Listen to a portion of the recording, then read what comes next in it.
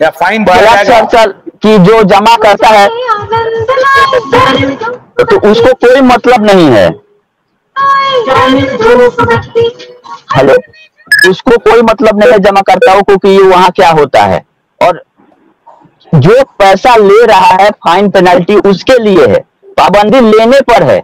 देने वाले को केवल अपना इनकम का प्रूफ रखना है, जो कि 5 लाख से अगर ऊपर आप कहीं भी इन्वेस्ट करते हैं तो आपको ITR की कॉपी दे के जमा करनी है। तो ITR की कॉपी आपको रखना है, अगर है तो। नहीं है तो TDS एप्लीकेबल है, वो भी इंटरेस्ट पोर्शन पे। अगर आपका 1 लाख जमा है, उसको 2 लाख कर दिया सोसाइटी ने इंटरेस्ट 1 लाख जोड़ के, तो जो इंटरेस्ट पोर्शन है उसका 10% TDS कट के सबको मिल जाएगा। ये मिलने में कहीं कोई इनकम टैक्स बाधा नहीं है। लेकिन जो पैसा लिया वो अब यहाँ प्रमाणित हो गया है कि इन्होंने कैश लिया है 86,000 करोड़, या अगर कुछ पैसा इसमें चेक है तो क्लियर नहीं है। अभी अगला केस शुरू होने वाला है सोसाइटियों का इनकम टैक्स से, जो कि ये अभी तक चकमा देते हुए आ रहे थे सारे डिपार्टमेंटों को कि हमारे जमाकर्ता छोटे छोटे हैं और सबका जमा 20,000 से कम है, तो हम कैश से ले या बैंक से ले, आपको कोई मतलब नहीं है। लेकिन यहाँ एक ही जमाकर्ता का 5 मेंबरशिप बना दिया गया, तो इसीलिए साइलेंट है, कुछ नहीं कह रही है। हम लोग का ये ऑब्जर्वेशन है, सारा मैनेजमेंट आके क्लियर करे कि जो 86,000 करोड़ है वो 1.5 लाख करोड़ लोगों का जो है वो 20,000 से नीचे कितना है, 20,000 से ऊपर कितना है। अगर 20,000 से ऊपर आपका कैश में डिपॉजिट है तो सहारा टोटली फंसने जा रही है इनकम टैक्स के चक्कर में। और ईडी तो अलग जांच कर ही रही है। ईडी जांच करेगी तो देखेगी कि फंड डाइवर्सन है, सैकड़ों इसकी कंपनियां हैं जहां पैसा लेके गया, तो जो फंड डाइवर्सन है तो वो सीज करेगी। तो सीज करेगी तो यही कोर्ट का कहना है कि इन्वेस्टरों को 1 रुपया नहीं मिलेगा, जितना ये कलेक्शन की है सारा सीज हो जाएगा, वो इनकम टैक्स में चला जाएगा। और गरीब लोगों का पैसा है, और केवल मिसमैनेजमेंट के कारण सहारा ये सब हो रहा है।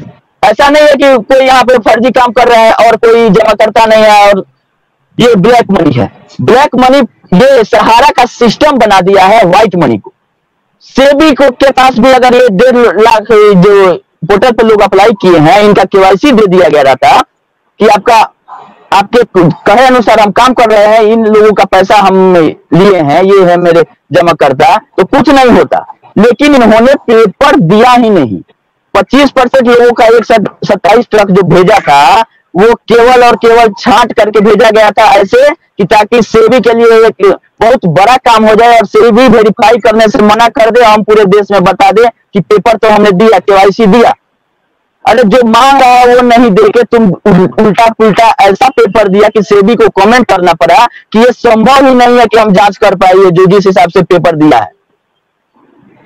ऐसा टास्क सेबी के लिए बना देता है। सारा चीज धीरे धीरे एक्सपोज हो जाएगा। माननीय सुप्रीम कोर्ट में काफी तगड़ा बहस सेबी की तरफ से किया जा रहा है कि 10 साल हो गया इनको आदेश दिए हुए, अभी तक ये प्लान नहीं बना पाए कि कैसे हम जमा करेंगे मात्र 25,000 करोड़ रुपया, और लोगों को भ्रम में रखे कि एम्बार्गो है, ये है, वो है। सर सही बोला गया है कि अगर सही से जांच हो जाए तो इनकम टैक्स और इस सब में पैसा सीज हो जाएगा, क्योंकि जब तक आप वहां प्रमाण नहीं देते हैं कि ये पैसा जमा करता कौन है, तभी ब्लैक मनी मारा जाता है। लेकिन पोर्टल पे जो लोग क्लेम कर दिए हैं, इससे प्रूफ होता है कि जमाकर्ता सही थे, सहारा ने उनको गलत साबित करवा दिया है सुप्रीम कोर्ट में। शुभम, सारा का KYC है। इस बार ऑब्जर्वेशन है, ये तो बहुत गंभीर ऑब्जर्वेशन है शुभम, बहुत गंभीर ऑब्जर्वेशन है कि अगर PMLA को ले आए और ED को ले आए तो ये इसका मतलब है कि कोर्ट इस बात को समझ रही है कि मनी के लेन देन में, प्रबंधन में बहुत बड़ी गड़बड़ी हुई है, और अगर उसकी जांच prevention of money laundering act के तहत किया गया और ईडी को छूट दिया गया, तब तो बहुत मुश्किल हो जाएगा। ये ऑब्जर्वेशन तो बहुत खतरनाक है। सर सही ऑब्जर्वेशन है। अब मेरा कहना है कि 2011 से ही बहुत सारा अकाउंट इसका अटैच चलता है इनकम टैक्स का रिकवरी में। आवाज नहीं आ रही। सहारा क्रेडिट कार्ड 840 करोड़ का डिमांड था, जिसमें इस अकाउंट अटैच किया गया 2011 में, तो मात्र 22 करोड़ रुपया पाया जाता है। तो इनकम टैक्स ने पूछा कि बाकी पैसा कहां से लाओगे। ये फिर इन्होंने दलील दी कि हमारा पूरा बिजनेस बंद हो जाएगा, आप अकाउंट अटैच कीजिएगा। तो अकाउंट अटैचमेंट लास्ट प्रक्रिया है जांच वेरिफिकेशन का, तो वहां तक मामला पहुंचा हुआ है।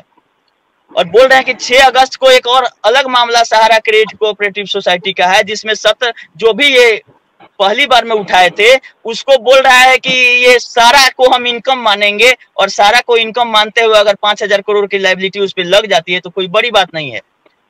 और जो ये फंड इधर से उधर किए हैं वो तो निकल ही जाएगा। हम लोग रिसर्च करके नेट से इतना इंफॉर्मेशन ला सकते हैं। तो एसएफआई और ईडी तो उसके जो दफ्तर में पहुंची है, 12 कमरों में जो जांच हुआ था तो पेपर इसके 12 कमरों को ताला तोड़ के लेके गई है ईडी। तो कौन सा पेपर है? तो एसएफआईओ को इस बीच में लाना चाहिए कि आप अपनी फाइंडिंग बताइए। इसके लिए अलग से समय नहीं दिया जाना चाहिए। एसएफआईओ ईडी को भी इसी सुनवाई के बीच में बुला के हर एक चीज क्लियर कर लेना चाहिए कि अगर आप जांच कर रहे हैं तो आपकी फाइंडिंग्स क्या है। बात बाकी बहुत ये भी अच्छे से सही है 2-3 कि दिन में सर के जो हो अकाउंट्स जाएंगे। है कंपनियों के, उसके ऊपर प्रतिबंध लगा हुआ है ऑपरेशन के लिए। प्रतिबंध सर इंडिविजुअली होता है। एक कंपनी का अगर इनकम टैक्स का डिमांड आया, आप पेमेंट नहीं करते हैं तो इनकम टैक्स को राइट है कि आपके अकाउंट से आरटीजीएस फंड ट्रांसफर करवा ले अटैच करके। इंडिविजुअली अगर 800 करोड़ का डिमांड है, आपने दे दिया तो फिर अकाउंट ओपन हो जाएगा। और समय समय पर जब अटैचमेंट तक प्रक्रिया पहुंच जाती है तब इनका नींद खुलता है और ये जाते हैं दौड़े भागे डिपार्टमेंट के पास। और आप अपने से आप पैसा नहीं जमा करते हैं तब लास्ट ऑप्शन है अटैचमेंट। और कोई भी तो विभाग बेटर है छोड़ ना। नहीं सकता अच्छा, है ये देख के कि लेकिन आप अगर जमा सहारा, करता हूं, सुनिए पैसा वापस शुभम, कीजिए। अगर सहारा सारा संपत्ति अपना जो भी है जो सर्किल रेट है उसके हिसाब से ही अगर बेच देती है, अब अगर मार्केट में ऐसा माहौल होता है कि भाई कोई एम्बार्गो नहीं है, क्लैरिटी हो जाती है, तो एक सेंटिमेंट अच्छा जा सकता है मार्केट में कि सहारा की संपत्ति आप खरीद सकते हैं जो भी सर्किल रेट है उससे, और जो बाजार भाव है उस पे। अगर ये भी एक पॉजिटिव ही मान के चले, अगर सहारा बेचने के लिए तैयार हो जाए और सहारा की प्रॉपर्टी बिकने लगे तो बेच करके पैसा तो दिया जा सकता है सरकार को, और फिर सरकार वापस कर दे पैसा सारे निवेशकों का। ये तो ठीक है ना सर? ऐसा नहीं है कि प्रतिबंध था और ये बेची नहीं है। सहारा ने प्रॉपर्टी बेची भी है, सेबी ऑक्शन भी की है। जो सिंपल था, आसानी से बिकने वाला था, वो इन्होंने डिपार्ट। ईयरफोन लगाइए ना, ईयरफोन लगाइए, आपकी बात आवाज क्लैरिटी से नहीं आ रही है शुभम। सर थोड़ा हम गाड़ी में हैं, बोल रहे हैं सर कि ये बिका भी है। और ऐसा नहीं है कि जो भी अच्छी अच्छी प्रॉपर्टियां थी वो लमसम बिक चुकी है। और एमबी वैली का जहां तक सवाल है तो उसके खरीदार नहीं मिल रहे हैं। तो उसको पार्ट डिपार्ट करने की बात हुई थी कि उसको टुकड़ों टुकड़ों में बेचा जाए, लेकिन लेगा कौन? टोटल लायबिलिटी क्लियर करनी चाहिए कि कितनी कंपनियां हैं सहारा ग्रुप में, उनकी अलग अलग लायबिलिटी क्या है। केवल यही लायबिलिटी को हम लोग पकड़ रहे हैं जो कि जमाकर्ताओं की है, लेकिन जो कंपनी होती है इसके अलावा भी उसके पास लायबिलिटी है। जो सहारा से भी में पैसा जमा किया है इन्होंने, तो सहारा फाइनेंशियल से लेके कमर्शियल जितनी सहारा की कंपनी थी, सहारा लाइफ, सबसे पैसा कलेक्ट करके 2014 में इसमें डाला गया है सर। तो ये पैसा रिलीज होगा तो उन कंपनियों में जाएगा, उन कंपनियों का लायबिलिटी सेपरेट है ही। लेकिन लोगों का पैसा कैसे मिलेगा ये टोटली डिपेंड कर रहा है सर एमबी वैली पे, क्योंकि एमबी वैली में मोटा निवेश है। इसका खरीदार कौन आता है? एमबी वैली का खरीदार कौन आता है? अगर नहीं आता है तो कोर्ट क्या करती है? नहीं आया भी है, लिक्विडेटर बहाल होके और अपना वो रिपोर्ट सबमिट कर चुके हैं कि हमसे नहीं बिका। अब आगे कोर्ट इस पे क्या निर्णय लेती है कि एमबी वैली को कैसे बेचना है।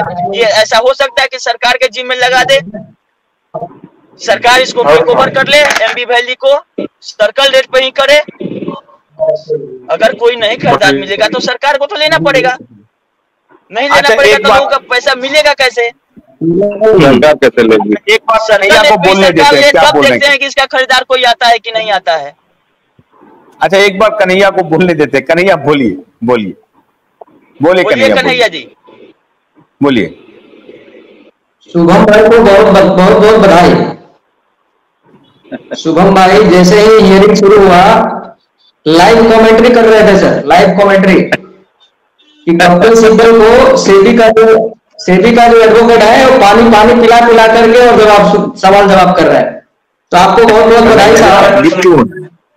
अब सवाल